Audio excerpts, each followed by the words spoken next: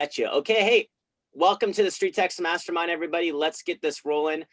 Special guest, Janki Patel here. Calling you, putting you on the spot. You always do that. Always, always, always. Well, you know what? You can count on me for that, right? So, and I'll do that to everybody here at some point, I'm sure. So we're all about helping each other, and coming from contribution here at the Mastermind. So I think it's really important that, we just come from that place to say, hey, there's plenty of room on Facebook and Instagram to generate leads. And obviously through A/B testing and split testing, we can get that lead lower and we can really get into the market and get a predictable lead flow. But the process itself, the follow-up, that's where it's at, obviously. I mean, at the end of the day, whether you're getting a partial lead or a full lead, like it's up to you to take that person into appointment. So, from your experience so far, and you haven't been with StreetText that long, but you've had some great success right off the bat. What have you found really help you kind of dive into, getting these leads into conversations? Okay, so the first thing is I basically take that lead, whether it's, I kind of see what kind of connection do I want to build with this lead? What kind of lead is it? I kind of evaluate the lead. If it's an address only, if it's, a full lead, if it's only emails. I mean, I've written down so many notes for my course outline that we're going to introduce here. But main thing is, what kind of relationship are you looking to build? First and foremost, whether it's StreetText or any kind of lead, online lead generation, I think the first thing is to establish the relationship you want to build. You keep in mind, our business is all about relationships. Marcus, we talk about that a lot. Troy, Ira, all of you guys know that, and we've talked about it on Lab Code so many times. Is building that relationship and then taking it from that to the conversion side of it. But the most important thing, Marcus, what I do in my follow-up is I have a system. Basically, when the lead comes in, if it's a phone, if there's a phone number available, I go ahead and make a phone call. Hey guys, thank you. I don't say, hey, are you looking to upgrade? Are you looking to sell your home? I don't come off the bat and say that, because they're going to say, well, I was just browsing around. I just wanted to, compare. I just wanted to know what. They're going to be totally shut down. So the question you ask when you first pick up that phone is like, hey, how are you? Thank you for clicking on my ad. Tell me, what was the purpose of that? Is there something I can help you with? Come from an angle of contribution. We talk about that word so much. We do, right, Marcus? And coming from contribution to saying, hey, I'm here to help you. What can I do for you? You want to find out why they clicked on their ad. I think a lot of us just want to just dive right into it and ask them, hey, in order for me to get the the comparables for your home, what kind of upgrades have you done to your home? Yes, that's an automatic campaign that goes out, but you as a person, you have to remember you're connecting with another human being. Make that connection, come from contribution, say thank you for connecting with me on Facebook. Thank you for clicking on my ad. Where can I help you? What can I do for you? What is it that you're looking to achieve? I love that. I mean, and you said that's an automatic automation that comes out. No one says you couldn't change that from the get-go, right? Like I tell everybody, as soon as they submit their information, you get to create and narrate the experience you want them to have. No one said you had to ask if there are any updates or renovations to the home. That's just standard in the first, It's up to you to start modifying and changing these things to really reflect the way you want to come from contribution and how you want to create the conversation. So what have you found works in getting that conversation started? Key questions to ask. It's as simple as that. And those are the key questions are, hey, so the way I start off is, thank you for clicking on my ad. How are you doing today? Well, thank you for clicking on my ad. And just kind of talk. If they hang up on you, so be it. Do not call them back again. Text them or email them and say, hey, just wanted to find out what brought you to my ad, to click on my ad. If they don't want to answer, they will not answer. They're cold. They're going to have their hands up. That's okay. Their bars up. That's okay. Follow up with them. Maybe they're having a bad day. So my key questions that I ask is, what is it that you're looking to achieve? When do you want to be there by?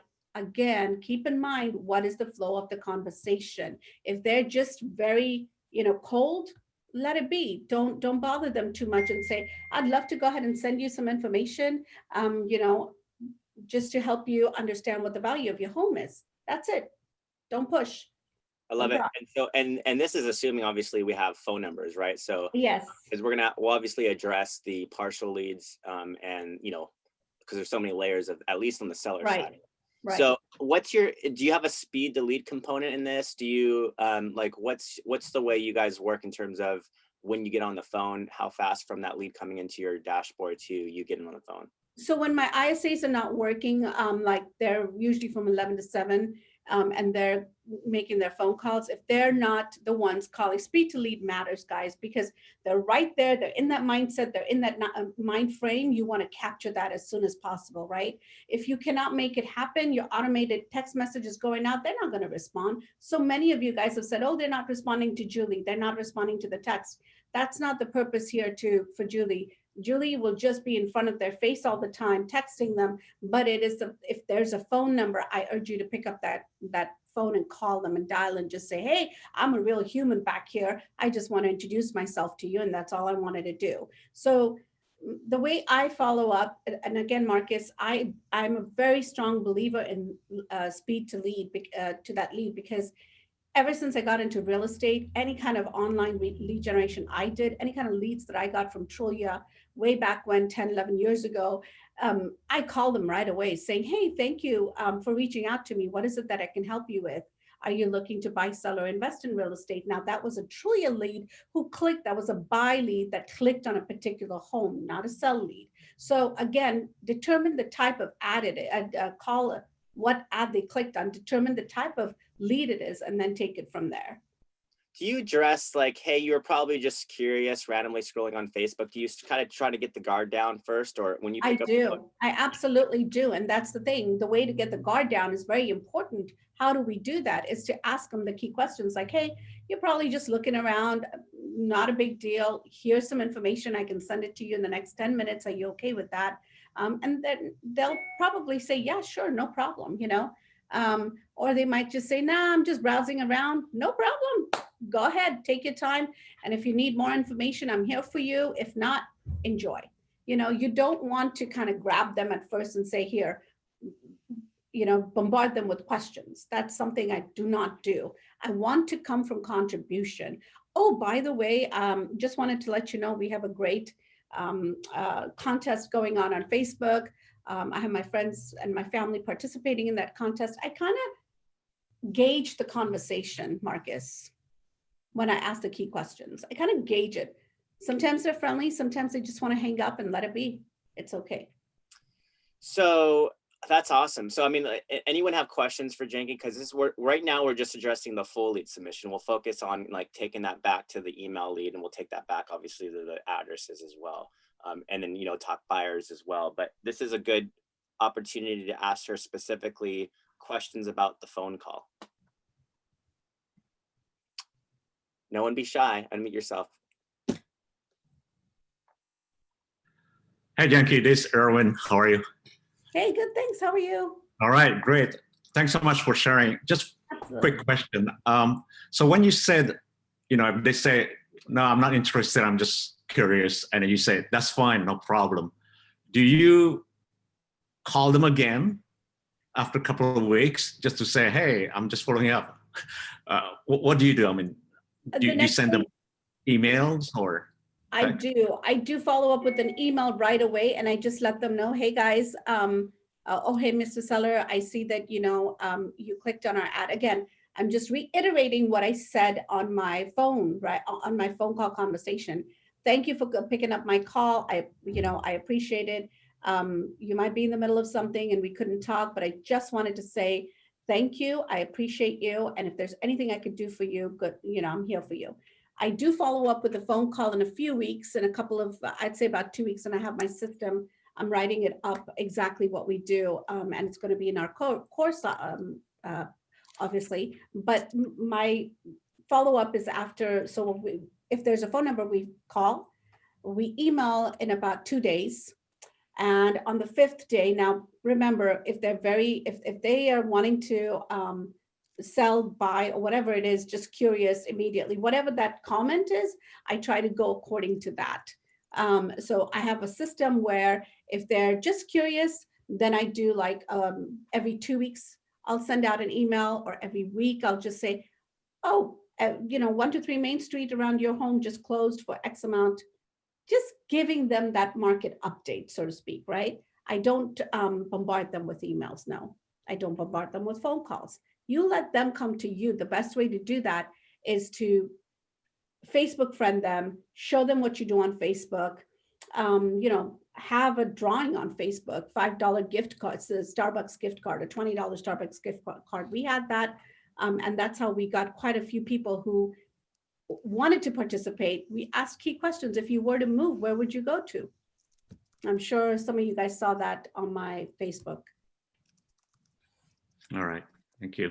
You're welcome. Interesting, huh? Facebook friending. Wonder where you heard that one from. Awesome. That's cool. So how about so number one, okay, that's great. Are you using Julie, or are you taking over the conversation? Are you role playing as Julie? Are you kind of just serving Julie to kind of pass over the information yourself? Like, how do you use the Julie component? Have you customized it? Have you changed it up a little bit, throw in some emojis, none of that stuff? Like, if you haven't, that's I leave Julie alone. I let her do her thing, because 9 out of 10 times they don't respond to Julie. But what I do is I put them in my CRM, right? As soon as the lead comes in, they go straight into my CRM. From my CRM is where we make the connections. We do the text messages. We do, hey, we have a drawing coming up. Would you like to participate in it? All those fun things we do in our CRM with them. So what's the CRM you're using? I use FirePoint. Okay. Mm-hmm. So, and then in terms of the automations for your emails, how do you use the email automations with StreetText? So we have, so with StreetText, the automations just go in the back end, but keep in mind, I put them in my own CRM, and we have something called 10 Days of Pain. I don't know if you've heard of that. If they're very interested, if they say immediately, then we put them on that campaign, on that drip campaign of 10 Days of Pain. 10 days. And then there's an email that goes out every other day to them. There's a phone call. There's a task list that each of us on our team have to follow that task list. And if there's a task that says, hey, reach out, send out a note card, or hey, reach out, and that's a system that we've built. I've built into my CRM. So we basically hit them with a phone call, with a note card, with a one-page CMA, and again with the note card, letter. So that's if they say immediately. Keep in mind, the types of leads matter. You can't do this to an address only, or someone that just says, I'm just curious. With the just curious, we go ahead and say, hey, did you know that 123 Main Street closed recently and had 5 buyers? Ask them the questions and they'll respond to you. I think that's the best way of engaging with online leads. And I find, and you correct me if I'm wrong, I find these just curious leads a lot of the time it's naturally a defense mechanism, because when someone clicks on an ad from Facebook and you're stopping their feed, for that moment, they're kind of unsure where this information is going, and maybe a little reluctant to just provide the information about their time frame. Yes. And if they spoke with somebody who genuinely cared, they might even tell you more. So I think asking those questions to let that guard down, I think just curious, and I oftentimes is a defense mechanism. And obviously immediately is not always that case either. They could just be wanting the home value immediately. Mm-hmm. So that's where one of the ones that we just closed that was just curious, actually. We closed them, Patrick Murphy, we closed him. And it was a listing that came up. It was just curious about 4 weeks ago, 4 or 5 weeks ago, I think, a little bit over 5 weeks ago. He came in and he says, yeah, I'm just curious. And I said, oh, great. Okay, not a problem. What is it about that curiosity that brought you to our ad? And he just started laughing and he says, that's a great question. I didn't even think about that. What is the curiosity that brought you? What is it that, so I'm starting to dig deeper, right? That's the whole thing, dig deeper. And he says, you know what? I honestly don't know. I just wanted to find out the value of my home. I said, oh, no problem. I'll send that over to you immediately. By the way, who do you know that's looking to buy, sell, or invest in real estate? We've got tons and tons of buyers. Inventory is very low. Can you think of anyone? You know, I can't think of anyone. Thank you. Not a problem. And that's it. That was my first phone call to him. After that, I did not bombard him with any phone calls, any emails. I sent out a one-page CRM and I said, just FYI, the value of your home is $1.2 million or 1.2. Let me know if you need anything else. A week later, I went, 10 days later, actually, I think it's the 10 days on our 10 day of pain. Again, he was just curious, right? How do I convert it just curious? 10 days later, 12 days later, I said, FYI, Patrick, just wanted to let you know, 123 Main Street just went pending on your street. We do have the buyers looking, and this one had 5 offers on it. So the questions that you ask, the information you provide from contribution is important. You guys listening to this, hopefully getting some thumbs up. Maybe use your little reactions feature. Give us one of these right here. Oh. I think, Janki, to add to that, my mother-in-law just listed her home and she has been thinking about it for like a month or 2 months. And she consulted with somebody and said, no, I'm going to wait until the spring. And then all of a sudden my wife texted me the other day and said, my mom has the agent at her house. She's listing her home like today. Yeah. And she just woke up one morning. She was like praying. She was like, I feel like it's time. I'm going to list my house. Mm-hmm. And she went and listed her house that day. So I think right now during our climate, people are like this. Yeah. Yeah. So when you're constantly like, you're not, her agent actually said to her, yeah, I think it might be a good idea to wait until the spring. He didn't push her to do anything. And she was the one that came to the decision, and she called him up and said, come to my house. So I think having that touch point right now in these times of uncertainty is key, because people are wavering over decisions. Yeah. And she's had 7 showings and she listed it on Friday, and she couldn't sell it a year ago. So that's key right now. I think asking the key questions is so important, not coming and not pushing them saying, oh, well, you know, I just got you. You said you were curious about the value of your home, you know, and when can I come to your home and show and see the home to see, you know, give you a more accurate information. No, they don't want to do that. Sometimes people, and again, when you are talking to them, gauge how they speak to you. Are they talking really fast? What is their tone like? Are they timid in their tone? Are they confident in their tone? I think determining the DISC profile in the conversation is very important as well. Iram, do you have a question? I do. So you had mentioned that you send out a 1-page CMA. Is that something that you've, like a template that you've created yourself, or do you use the one that works with your MLS? Or like, because that's what I'm trying to gauge is how much information to give them up front, like, so it's not information overload. I don't want to scare them away. Yeah, don't give them a 10-page, 12-page report. 1-page report, simple report, active, pending, sold. That's it. Okay. Most recent, active, pending, sold. Keep it simple for them. So when they look at it, they're like, ah, okay, this is active, this is pending. Oh, this one's sold, but it's a 3-bedroom and I have a 4-bedroom. So my valuation could be higher. You see, you're just giving them a food for thought type of thing, right? You're not giving them everything, exactly what a 4-bedroom will go would sell for. You're giving your bite-sized information is what you're providing them. Okay, thank you. Contribution too. You're welcome. Erica, go ahead. Unmute yourself there. Hi, thank you, Janki, for all of your contribution today with us. I just have a very simple question, and probably everyone has different answers, but when you're given an address only, what is your process with that? Because obviously that's a great lead also. Absolutely. With address lead, and thank you for that question, because I was going to, like I said, there are different types of leads, right? We talked about phone numbers, we talked about addresses, now addresses and phone numbers and emails, and now talking about address only. We actually closed on an address only a week ago, no, 2 weeks ago. Address only, basically, we went ahead and we found out on tax records who the owners were, right? Do your homework ahead of time. Do not call them because they've not provided you the information. They don't want to be bothered. So I wouldn't call and do some research on phone numbers. I wouldn't go door knock or door pop by. They're going to wonder, who the heck are you? So I would just go ahead and look on tax records to get some more information about the full address or the name of the person that possibly lives there. It could be a tenant that lives there. We don't know that. So find out all the information, as much as information as you can. Look them up on Facebook, look them up on LinkedIn. LinkedIn has been very good for us as well.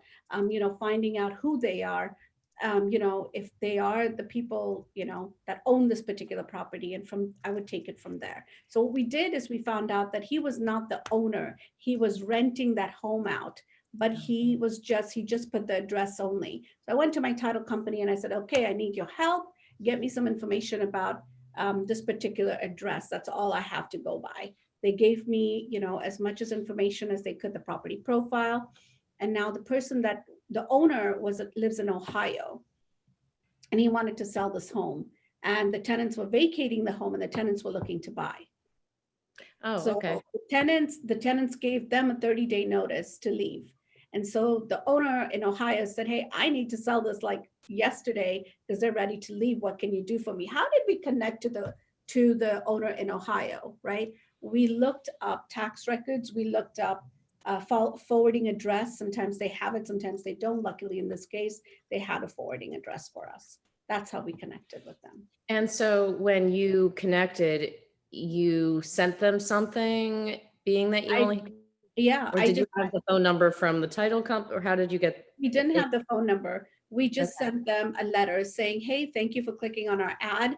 I would love to have a quick chat with you. When is it about 123 Main Street? When is a good time for us to chat? Okay, so very simple. Very simple, to the point. All he did is open the letter and he says, wow, impressive. How did you get my information? I said, yeah, that's my job as your realtor. I got a couple leads that were address only, and I did send out a little cute, letter real quick to them. And I'm assuming they probably received them, but I'm just trying to figure out, if they don't call me, if there's another step that you take. But it's only been a couple days, so maybe they just got it today. I would, right. And I would look them up on LinkedIn to see who they are. I would try to connect with them on the different social outlets as well. Great idea. Build that. So you're doing a two-prong approach. You're sending them snail mail, but at the same time, you're approaching them online as well. And you don't need to email, do not email them, text message them online. They don't want to know or hear from you right now. They're not ready because, again, they only provided the address, right? So what you want to do is always come from contribution. Okay, thank you very much. You're welcome. Just one thing. I sent out a bunch of postcards probably about 2 months ago, and I'm starting to get like some of the response that I saw. One text message just came in 2 days ago. Please send me my my evaluation, and I looked at it, and it was a July lead, right? Wow. So like, just send them out and they'll come back to you, right? So it's just a matter of, it's not going to happen right away sometimes, but when it does, like this one's a $5.5 million house, right? There you go. Wow, that's awesome. In Vancouver, right? So, but yeah, so that's kind of where I'm at. And then I have her phone number now because she texted me back, and now I'm going to reach out, and I've sent out the evaluation yesterday, and then I'm going to follow up today with hey, how's it going? Did you have a chance to review it? Who says online leads and StreetText doesn't work? Oh my God, you got to work the leads, you guys. I'm so sorry. I'm hyped about this, but it works. If you see the kind of, if you're consistent, if you're coming from contribution, if you're, building that relationship, finding them all on social media outlets, it works. Never forget, though, we sometimes make the assumption that our site is the only one they came through. So a lot of times when I talk to people, I just tell them you are on one of our online websites, because they've been through, like they say, the speed delete is based on when they say get back to them within 5 minutes. They're surfing the internet. They call it surfing for a reason. So when I talk to them, they might say, well, what site is yours? And so I say, well, you're on one of my Facebook sites, and you're trying to get the conversation going with them. So the thing is, when you turn around and you get back to them, the bottom line is never assume that they're going to automatically, oh yeah, I was on your site, I remember it. They were on 10 other ones. So the approach is important to get your foot in the door on that. Absolutely. I totally agree with you, Leon. Hey, Lacey, How you're approaching them too, that matters, right? How you're approaching them. What are you saying to them? You know, also make sure, like I said, tone, you know, their tonality to you. How are they talking to you? What are they talking very slowly? All of that really matters, you guys. Hey guys, so I am brand new. I've been with StreetText for about 10 days, and I started my my first ad last Wednesday. So it's been running for 7 days. And I fortunately was one of those that got an ace on the first draw, because I've had 100 leads come in and I've had 50 emails submitted. Wow, that is awesome. I yeah, and I think my cost per click is like 39 cents or something. So it's really, but I have gotten like insane results, and I'm overwhelmed with all of the leads and kind of don't know what to do. So as someone that's new, I'm going through and I'm doing the CMAs and I'm turning them out pretty quick. But as someone that's new, what are your recommendations on how to get a handle on all of these leads, other than just relying on the automation that's there?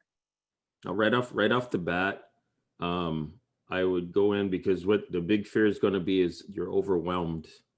So I would go in and sit down with whoever your coach is, get your automation straight to where you're kind of changing it up, customing out a little bit, so that I seen someone in the group that talked about turning off Julie as soon as something comes across, and turn stuff off per person. But I would get your automation set so that at least something's still dripping, and then take a minute, subdivide it down into, you always say make a list, hottest to least hottest, and go through there. And you're not going to follow up someone who really says they don't have as much interest as a person that says right now. So categorize for who it is you need to reach out to, even if you break it down to 10 a day, and get your handle on that, so you're not overwhelmed. Because the problem is if you get too overwhelmed, you'll be dropping the ball. So, you know, get yourself set with automations helping you, have the coach maybe help you tweak something, and then just get a system of follow-up going, so you don't drop the ball and lose the guy that wants to sell now versus chasing someone who wants to sell in a year. Right, Also, right. Yeah. And I because- haven't even touched the people that are like address only. I haven't even gotten to that point. So I'm realizing that I do need to get them something in the mail and send those, because I think I have like 50 or 60 of those that are just sitting there that I haven't sent anything. Where are you located? I'm in Coleman, Alabama. Alabama. Well, you know, here's the thing. You might want to just lower your ad budget for a little while and focus on process.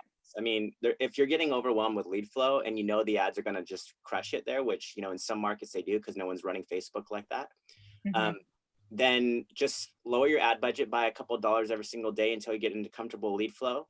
And, you know, once you've really, you know, or just pause your ad for a couple of days and really focus on process, get that really dialed in, think about everything you want to do, mailers, postcards, automations, video, all that good stuff, and then turn it back on. Okay.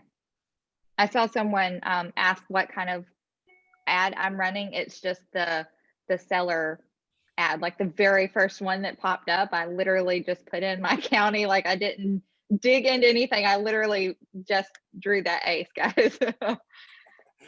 It happens. No emojis. Now I'm afraid to mess with it because I don't want it to change.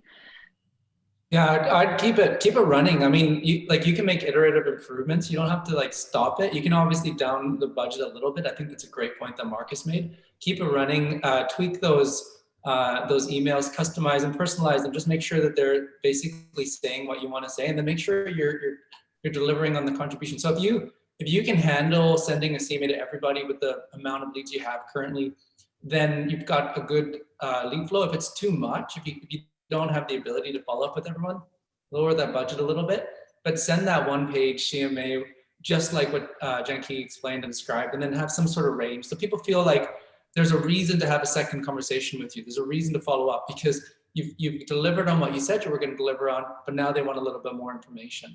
So so you really want to make sure that your lead flow amount, and there can be a blessing to having, slower lead flow sometimes when you're starting, because you're kind of like, okay, I can handle this. But likewise, sometimes when you just have this flood of leads come through, it forces you to really put your systems in right away, which is really good. And then HomeBot is your friend. So if you haven't joined HomeBot yet, make sure you do that, and then get every single lead into HomeBot. That way they're getting that monthly home value report. It's not going to be perfect, it's not going to be accurate, but again, that's okay, because it gives them a reason to have a conversation with you, and you can frame that ahead of time. So you can say, hey, I've added you to HomeBot. It's a really incredible place. You're going to get an update on your home value once a month. And you might find the range is a little bit out. That's no problem. That's why I'm here, so I can have a conversation with you on that. But yeah, so those are great points.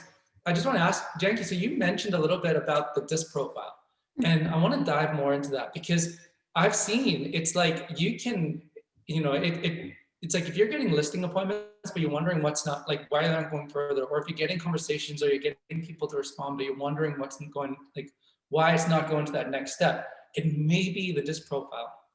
Would you be able to break down just kind of like a high level, like what do you see when you talk to the DISC? And what does that mean? And then how do you frame the conversation as a result? Awesome question. Okay, so when I see when I'm talking to a lead, I kind of, like I said, engage in the tonality, how fast, and we've always learned mirror and match, right? So we want to mirror and match our lead, our client. And most of my clients, 99.9% are engineers. And so what is a profile of an engineer? I've got my husband that's an engineer. So I was very frustrated first when I joined the business, because I'm like, I don't know how to provide. I'm doing everything I can. I'm a D. I'm a high D. So when it comes to like providing detailed information, that's not me. I do not do detailed information, even up to this day. And so he said, you need to relax, because you need to do you're in this business. You're going to have to work with these engineers. If you want to get anywhere in this business, you're going to have to learn how to be analytical. So a C is analytical. How do you know they're analytical, right?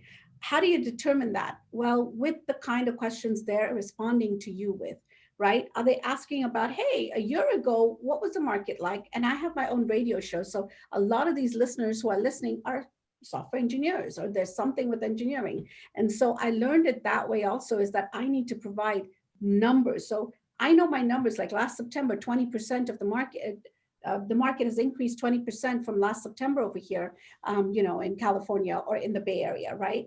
Though when that comes out as an easy flow to you, that's because you have already scripted it, and that's because you already know the data, right? Know your data, because a C, an analytical person, engineer, accountants, lawyers, all of them want to know details, right? Understand, and even a normal person, even if they're not a CPA or an accountant or an engineer, get to learn what kind of questions they're asking. Based on the questions, I determine, are they talking fast? Like Marcus talks fast. He is a D. I talk fast. I'm a D. So I can tell who's a D, who's not a D. Someone who loves to be the center of attention. Well, guess what? There are times I love to be the life of the party. My son, he's a D. So he's a DI, right? Because I is life of the party. S, someone who wants security, someone who wants a steady paycheck, someone of an administrative staff, right? But you're not going to know what kind of job profiles they have. One way to find out is LinkedIn. Look them up on LinkedIn. You'll see what kind of job profiles they have. Sometimes that might not be their passion. So you could dig deeper and deeper and deeper into this, guys. Overall, look at the flow, look at how they're talking, look at the speed, look at the delivery. That's how you will determine somewhat of a profile. So to dive into that a little bit, if you hear that someone is a high C, so is that because they're asking a little bit more detailed, granular questions? Yes. So then you're gonna engage them on that level. So you're gonna say, okay, I know, I'm happy to get a little bit more deeper. If you sense that they're maybe a little bit more cautious or reserved, or their tone's a little quieter, are you thinking maybe they're gonna be a high S? They're going to be a high S in some cases. How do you approach a high S? What would your conversation be like? In some cases, your accountants are high S too. Like the kind of questions you're asking me, you seem to be more of a C, because somewhat of a C because you want to be analytical, right? You want to know more. You're asking me more questions. Doesn't necessarily mean you're analytical completely. It just means you have some analysis in you, and you're in the back end of StreetText, so you do a lot of data as well. You're not a coach. You are a coach to a certain level, maybe. I might be reading you wrong. You're probably an I, an S, someone who wants something steady. I don't know yet. So as a person who is steady, how do I approach them? I think you're probably an S. The way to approach a person who is an S, I would be very careful in, coming from curiosity, but not asking too many questions because they don't want to give you a lot of answers right away. So I would just, give them fluffy stuff. Like I would, kind of make it to where Popeyes is a good thing, right? When you bring them something, oh my God, thank you. A D would say, what the heck do you want? Or why are you dropping this by? I just want my numbers. Just get me what the value of my home is. That's all I care about, right? So, an S would be more like a, smooth, kind of want to make it into a nice, pretty package and deliver it to them. And then for an I, what are you looking at doing there?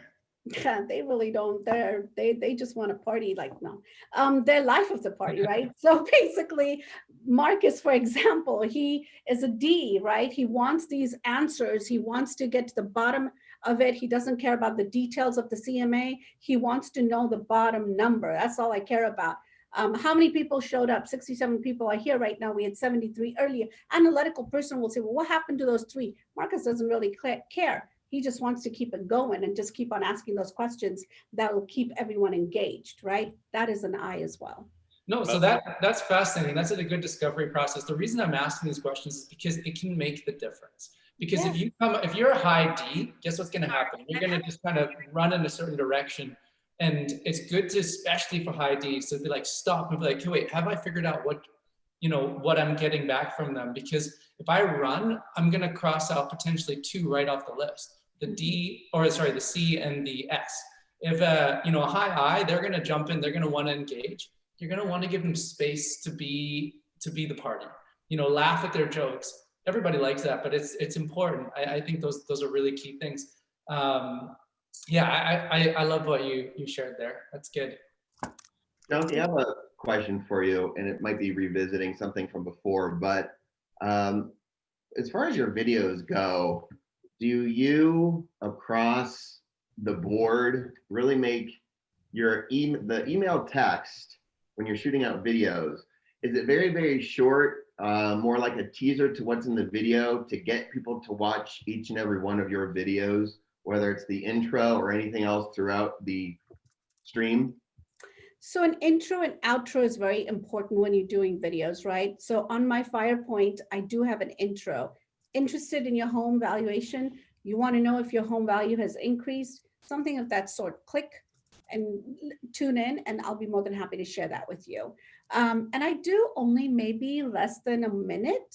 I try to keep it less than 45 seconds to saying, hey, thank you for clicking my video. Thank you for clicking on my video. I'm glad that you want to know the valuation of your home. Tell me a little bit more about your home. That's when I ask those questions, right? Send me a quick text message and give me some updates about your home. I will get text messages. Sure. But you're really leaving, your goal is to really get people, not to so much, put an email together that's like 13 paragraphs long or whatever. It's more like a sentence or 2 to say, hey, the rest of the info is in my video.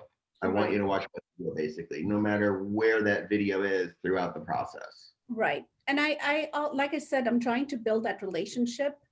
I don't want them to just be just curious about the valuation and run away. I'm trying to build that relationship with them, right? Now, the 4 that we just closed in a month, the 4 that we closed that were listings, 2 of them referred us buyers. One of them is their niece and one of them is their daughter. So they're looking to buy, right? So again, I built that relationship with this client, but I got the lead. Originally, that lead came from StreetText. You want to think about the return of investment on that part as well, right? Yep. Okay. Yeah. I'm going to shorten up I'm asking because I'm going to sort of revamp my campaigns or the follow-up emails to be very, very short, but put everything really in the video, because that's where the relationship is fostered and built and nurtured. Right. And I think even a phone call, I think people sometimes don't, if they're at work or whatever it is, they might not want to click on the video. You know, they might just want to hear your voice. They might just want to see a text from you. Video is everything, I get it, but to a certain degree, not everyone is about videos, right? Who you're engaging with is not always about videos. There are people, yeah, the millennials are all about videos, right? Again, the phone call is important. If you don't have that phone number, address only, there's a different route to it. So, you know, it's so many different prong approaches with the kind of leads that we get, the type of leads that we get. Makes sense. What about the just curious email only, no information? Like, how do you begin a conversation or try to get the conversation started with somebody where all you have is an email and that's all you go off? Do you try to profile them a little bit more, find them on LinkedIn, social? You know, what do you do to get that conversation started? I do go onto LinkedIn, try to find their information. If I can't find them on LinkedIn, I try to go on like Facebook. I try to do what I can on social media, but then if I don't find them on social, and if I only have an address only, I will, like I said, do a tax records, try to find out if they have a forwarding address. Are they tenants? Are they really the people that are owning this home? So yes, there's some homework to do on just address only. But like I said, we close on a just address only. Right. And then the in-betweens, like, what are you doing? Like, you don't have the phone number, you don't have the address, but you have some email information, maybe even some information about their home. How do you go from that angle? Like, if they get into like the third phase of the funnel in this case and say, hey, just curious, whether or not they give you a time, well, they'll probably give you a time frame, but they could have or could not given you details about the home. So it's email only, you said, right? Yes. Okay, so on an email only, what I do is I'll send them a quick email saying, I think you forgot to provide me some more information. Just wondering, did you need more information? You clicked on my ad. I'm just coming out of curiosity, trying to help you to see what you wanted. Trying to find out or trying to determine what is it that they click your ad in for is the first question to ask them, right? I think you might have forgotten to click some more information or provide some more information, and that's perfectly fine. I would love to see where I can help you. I love that. Yeah, I love that. So Janki, I was going to ask, because, you know, I always love this. Marcus should have a Facebook stalking class. Do you use LinkedIn Pro to go ahead and search people on LinkedIn? And then another reminder to people about the tax information. Your MLS usually has what you need. So start there first before you spend money in places you don't need. But I have found LinkedIn, the Pro account was better because now I can go in and not only find them in there, I can send them messages in there. I landed a listing up around Bellevue because I'd found a lawyer that's kind of curious about prices going through a divorce, imagine that. And the only way I was able to contact him was through LinkedIn Pro. And I wound up getting the listing up there. So for me to give I think I paid $25 a month or something like that in there. It's a great resource because it's a $1.5 million listing. So it's definitely worth it. But I don't know if the basic account does that. Are you using basic or professional for LinkedIn? I used to use basic, and now I do have professional as well, the Pro account. It is so worth it because I've got so many people looking at, and I do have campaigns that are through Hootsuite that I post on LinkedIn, right? So my assistant does Hootsuite. She does a content calendar. People are seeing me everywhere I go in regards to what kind of content I have. That's another thing, right? If you get a lead and they're going to do some research about you, who are you? Where can I find you? They're going to even Google you, right? So where does your website land on Google? Are you growing organically on Google, right? So, you know, they're going to look at your blogs. People who are a high C, they're going to look at all that information. So yes, on LinkedIn for sure, Pro. It's great conversation. If you haven't noticed already, we are building a StreetText Academy course with Janki, and just in case anybody was wondering. So don't worry, we're going to put this question. I have another question, if that's okay to interrupt, Marcus. Yes. I am really lost on this ABCS stuff, is that normal that I do not know what anyone is talking about with that? Or is that something that I should be reading about? Because I feel really dumb right now. Oh my God, don't feel dumb. Oh my God. We're all here to learn and grow from each other. Sorry, Marcus, I had to interrupt you on that when she said that. Please do.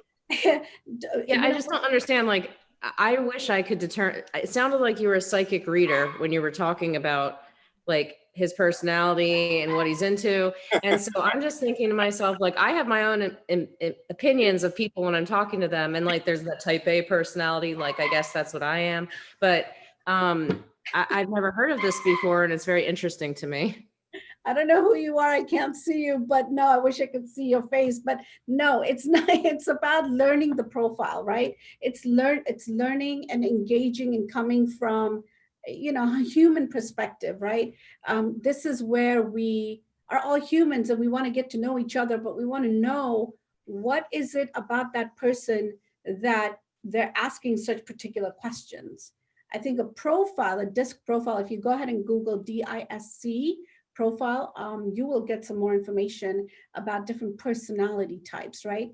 I can be very dominant and ruthless when it needs to be, and I can be very sweet and nice and, you know, S I can have it. Everyone has these DISCs in them, but what drives that person in their business? Which DISC profile drives you in your business? I'm a driver, I'm a D.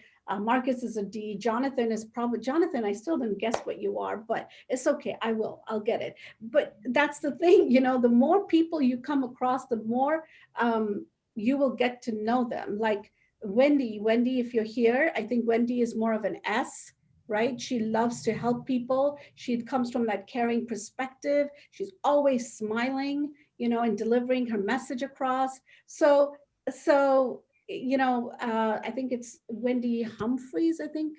Yes, Wendy, you know. So again, there you are. Yeah, Wendy Humphreys. Yeah, and we've seen her videos, right? She's like, hey, and with a smile, she's got that S in her because she cares about people. So it's not about, you know, being a psychic. It's about learning the profile, the different types of profiles that are out there. It's just like type A personality, right? I don't talk too much about the personality side or A or B or whatever, but I do know the DISC profile. I learned it inside out because I had to quickly know what kind of admins I wanted to hire, what kind of team do I wanted to did I want to create and grow, and what kind of profiles are they? Are they people that are very you know, easy on the phone? My ISAs, what kind of profile do they need to have versus my admin, my administrative assistant? She's got a D in me and she keeps me she holds me accountable, and she's a gatekeeper of our business, right? Gatekeeper of our CRM, and holds everyone accountable to closing 2 or 3 transactions a month. Again, she's a D, her and I clash, but that's okay, because when she tells me to do something, I better get it done. I love that. I think, I think of the DISC as communication style. So D is direct, S is easygoing, C is analytical, and then I is kind of all over the place, like fun. So they'll bring in stuff from everywhere. Thank you. I looked it up now, and I feel much more educated on it because there's like it says 1 million people are using this to improve teamwork and everything. Shh, quiet. And yeah, I'm gonna watch this YouTube video on it after this mastermind and just kind of learn more about that, because I find that very intriguing. Oh, you can get your whole team to do it. It's very interesting, and then you can kind of see how everybody falls and communicates, and yeah, it's very good. We do that stuff in our team all the time. It's just so. John, what are you? It's a guess. You know, ironically, I'm C is my lowest. So that's all I'll say. Wow. I was so wrong. You see that? I was so wrong. So I think he's probably a DI, maybe an S. No, he's definitely a DI. No, I don't think he's a DI either. I know Marcus is, but I know Jonathan probably isn't a DI. I think he's more of an S. But once I get to know him a little bit better and more conversations with you, Jonathan, I'll figure it out. But see, that's the whole thing. And we'll have the DISC information and how we engage with our clients in our course outlines as well. He's an IC, I'm guessing. IC. No, IS probably.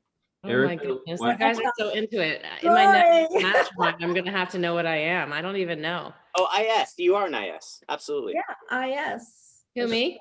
No, Jonathan is. Jonathan. Oh, like, you guys already know what I am? Gosh, I just was here for 5 minutes. Now, Erica, what's really funny about the DISC test, the best way to break it down to what I call layman's terms, you already, when you talk to people, you're assessing them. So what the DISC test does is it allows you to turn around and get a better understanding of the people you're dealing with.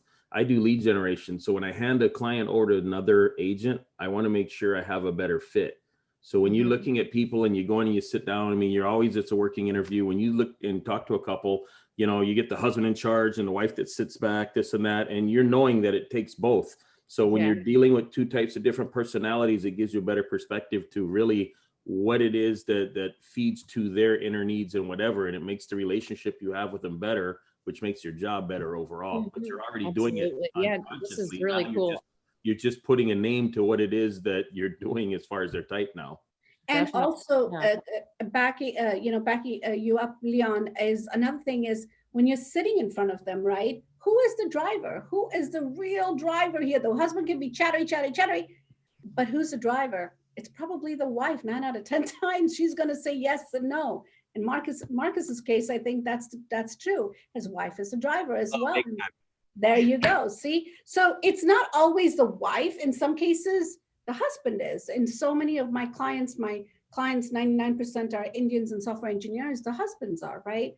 In some cases, both are. So that's important to discover, and then focus on who you need to come to talk to and meet what their requests are more than the other one. Yeah, very cool stuff. Thank you. You're welcome. It's fascinating because at the end of the day, it is psychology, right? In any case, and like it's winning friends and influencing people 101. I think ultimately it's like if you want to be likable and know somebody, that's always the first part, and then they'll trust you. So I think that's a big part of that. If you dive into a little bit more of the psychology side of the relationship, start there, and then people start just talking to you naturally where they want to go, what their goals are, and how you can help them. This is awesome. Any questions, particularly where this is kind of coming toward the top of the hour, but you know, it's a free flow. So just feel free to unmute yourself and ask. And it doesn't have to be related to anything we've been speaking about. You can just kind of be like, hey, I got something I want to ask. Yeah, I do. I just typed it all out, but whatever. So for the brokers and team leaders out there, do you guys contact every lead and try to convert them before you pass them on to an agent, or do you pass them on to an agent? Because like we get so many, there's no way I could try to touch every lead. So I'm counting on my team to do that, but they're not doing that very well. So anybody have any ideas, or what do they do? I sit there and let everything flow through me, but I'm training my assistant for the buyer leads because I want to get them in front of a lender so that I can turn around and get them at least see where they're at on paper. If they can't get past it, and they say use your resources wisely. So if you have the buyer leads that come through, I've got several lenders, and once again, that's why I laugh when you're talking DISC test today, figuring out the best personality and fit, because I got a lot of military people, so I've got people that are overseas. And I want to make sure that it doesn't end at a lender who doesn't understand how to do things. So I say no finance, no romance. All the buyers go to lenders. And once they come back from that, I pass them on to whatever agents that are the best fit for them. Seller leads filter through. And basically once they're ready to go, most times I just handle my own listings because they're so short up here. But depending on area, I go ahead and farm it out. But I'd rather it come through so that once it goes in the system, my assistant will track activity, so that the worst thing to do is have a good lead being neglected by anybody you give it to. So Wendy, just to follow up on that one, I am a team leader here for my team. We've got 7 of us here, and we are looking to hire another ISA for our expansion team for Jesse. Jesse, if you're here, he's going to be our expansion team member in LA and West Hollywood. There he is. So what we do is we go ahead, and when the leads come in, of course, I get the text message. They're automatically in my CRM. And as soon as they come into my CRM, the next day, obviously my ISA calls. But the minute the lead comes in and I have a phone number, I click it and dial it, right? That's the first thing. It goes to me. So everything goes to me first. And then after that, my ISA sets the phone appointments. And again, it's going to be in our course as well, is the system that we use is that the ISA gets the phone, gets them into phone appointments, whether they're nurture, whether they're hot, our admin will go ahead and determine that. And after it's set on my calendar, I've got like 4 phone appointments. Where's my phone? Right there. So there are about 4 or 5 phone appointments we have for today. That's what he's scheduled for today. Yesterday we had 2. So every week we have about 5 to 7 phone appointments that I have to take. Once I call them and dig a little deeper, talk to them about, hey, are you interested or curious to know about I'd love to share market knowledge, guide you towards home buying process, and share with you a little bit about the interest rates. When is a great time for us to connect and talk and have a buyer consultation? It'll take about 45 minutes or an hour of your time. I'd love to do it on Zoom. Does Fridays 2 p.m. work or Saturday 2 p.m., right? So as soon as when I'm on that phone appointment, they're already warmed up because they've talked to my ISA. And before that, they've already, you know, if I click on it and they don't respond to my call and I have to leave a voicemail, I just hang up. I don't leave a voicemail. I text them, thank you for your interest in clicking on our ad. Our ISA will definitely be speaking with you very shortly. Our admin staff will be talking to you very soon and connecting with you on a phone appointment with Janki. Something very simple, and I'll put those scripts well in our course outline. Thank you. You're welcome, Wendy. So ISA, Joanna. ISA, yes, we'll talk later about that. I'll give you an update on. The other thing I was thinking is on this, like with team, there's this great phrase, inspect what you expect. Yes. And so having accountability for the team, knowing that the accountability is visible to everybody. You know, you can do a signing based on follow-up, based on conversion, based on the accountability. Those are the kinds of things that will ensure that you get the outcome that you're looking for. So it's like the symptom is you're seeing people aren't, you know, jumping on these as fast as you are, but you can actually fix that by getting, you know, kind of like what's the root cause of that.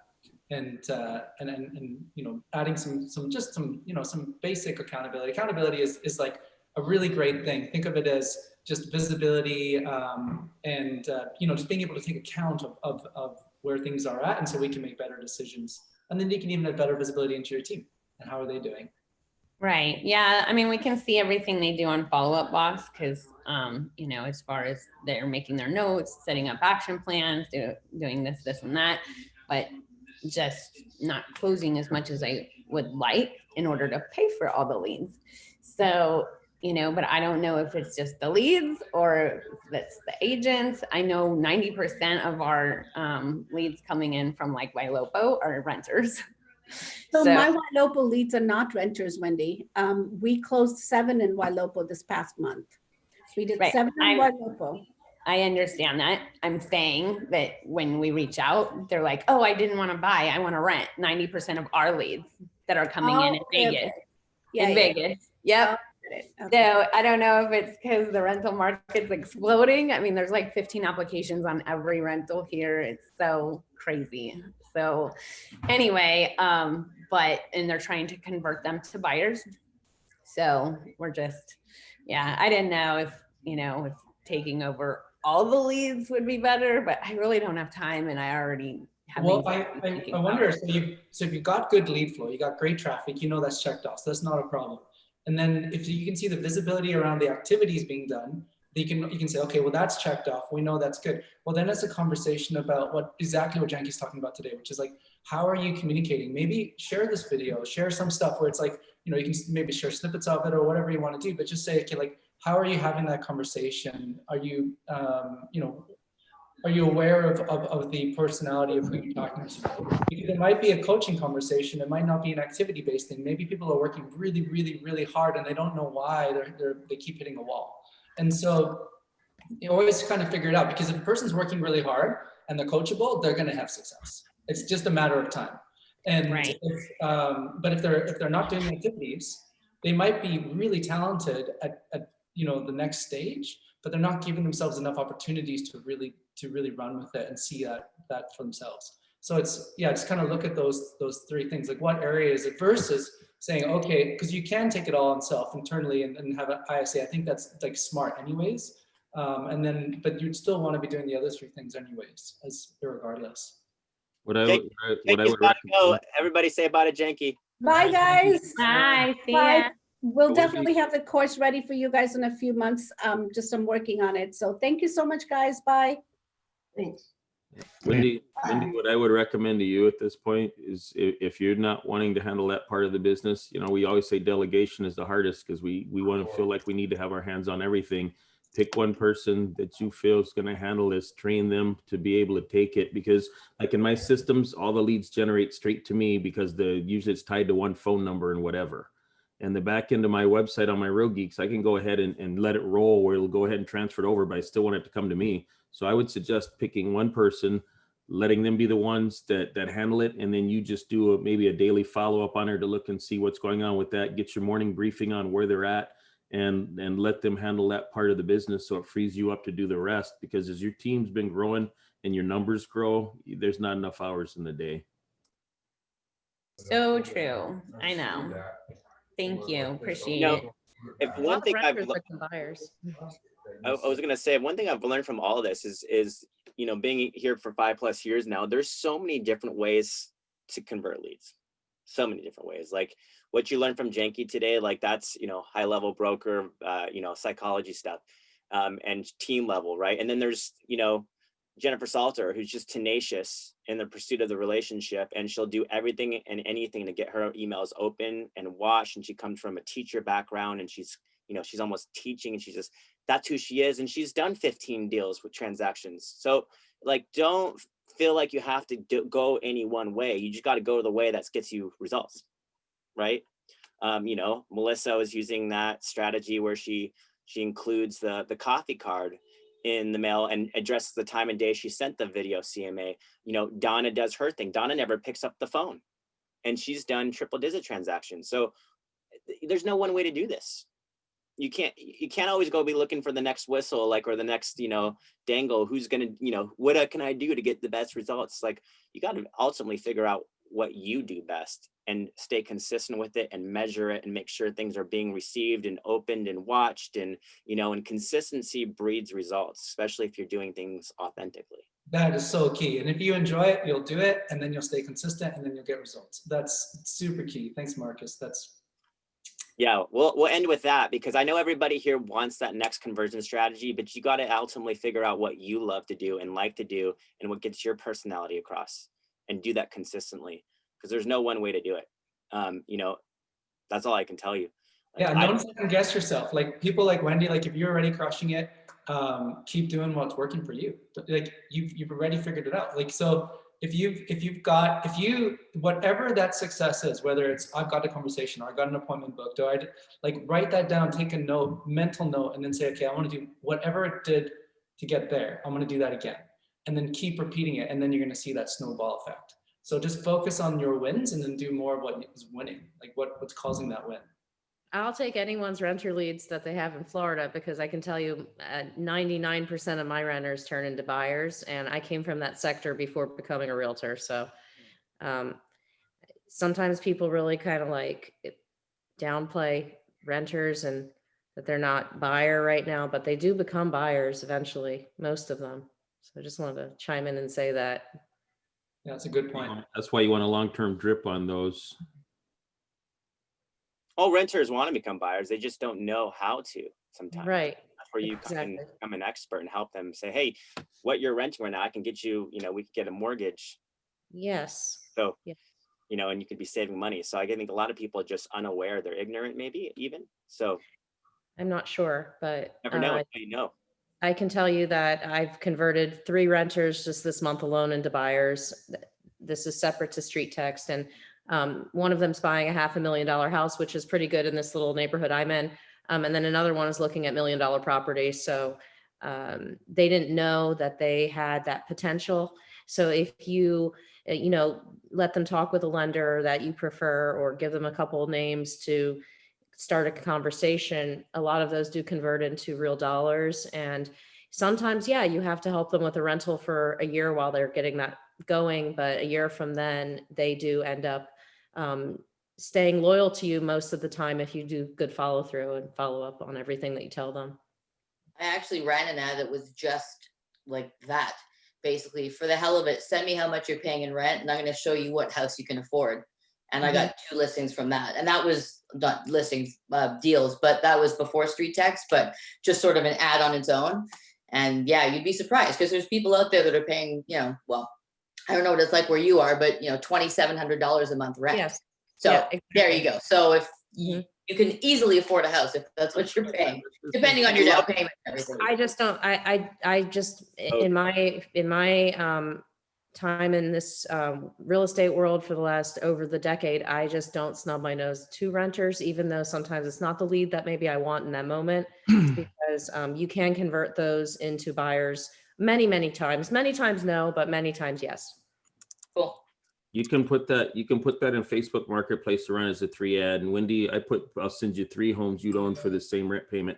One of the quick things I was gonna say, I see all these solo people that say we're solo. Here's the thing, you're not solo. Brand yourself as a team, get your lender together. If you're going after buyers, one of the best things for follow-up is let the lender put them in their pipeline, because they're paying money for their people to do follow-ups. They're the ones that put the money together. I love it when I get a phone call for someone I gave a lender 8 months ago. It says, hey, Leon, they're ready to go. So don't just sit on these leads on your own. Go ahead and look and see. And this is what I was saying earlier about what lender you think would best fit what they need to do. We're a jack of all trades, master at none.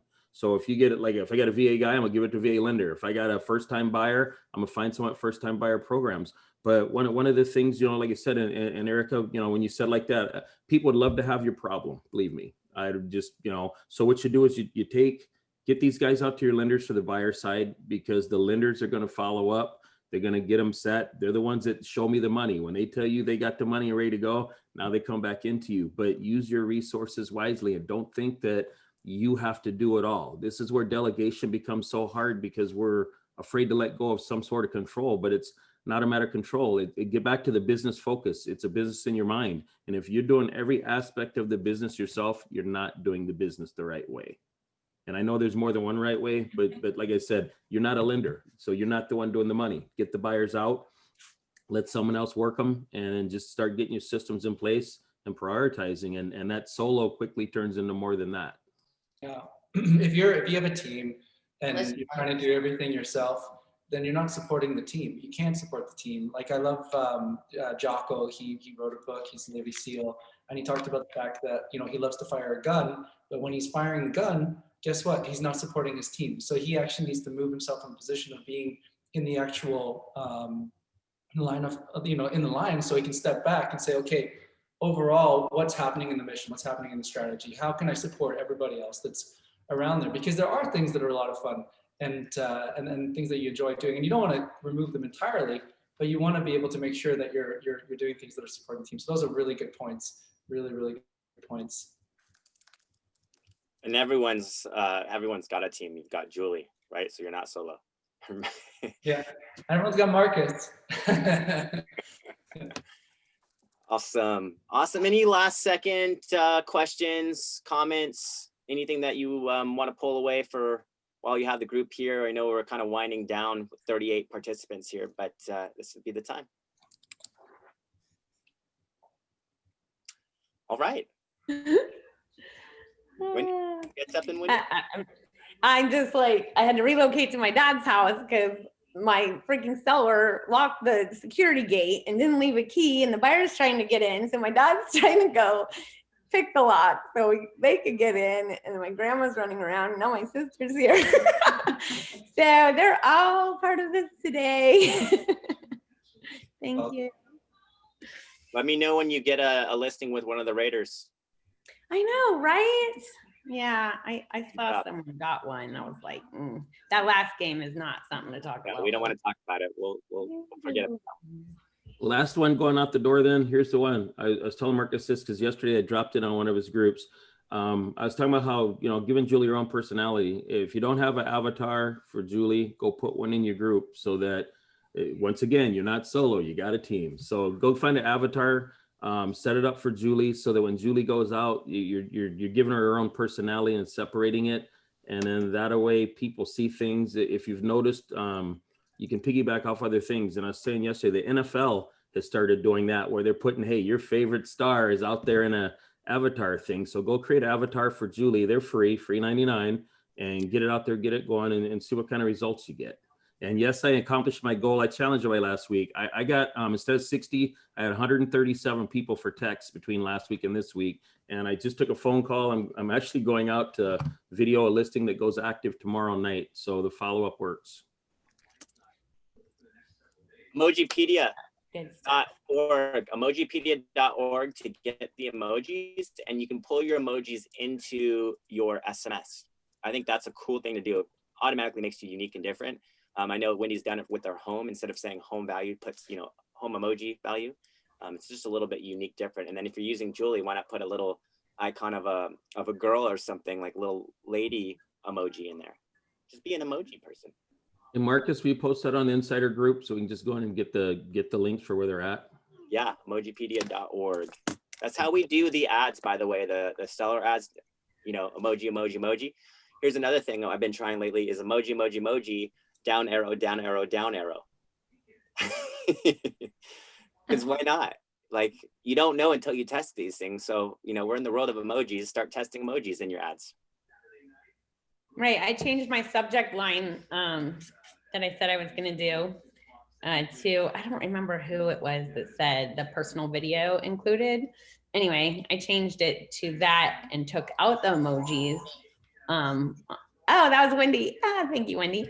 Anyway, and got a lot of good open rates. So I'm excited. Yeah. Little things like that. Yeah, and share those wins when you're getting, you know, better opens. Like, okay, this is what I had. This is what I did. So that we all can kind of make some changes together in our subject lines when we see that type of like open. I know last week we had someone talk about how to get your open rates higher and so forth. So whenever you find something like that, just share it because people are going to love it. Awesome. Thanks, guys. Have a great day. We'll see you soon. Post whatever you like in the insider group. Talk soon. Bye. See ya.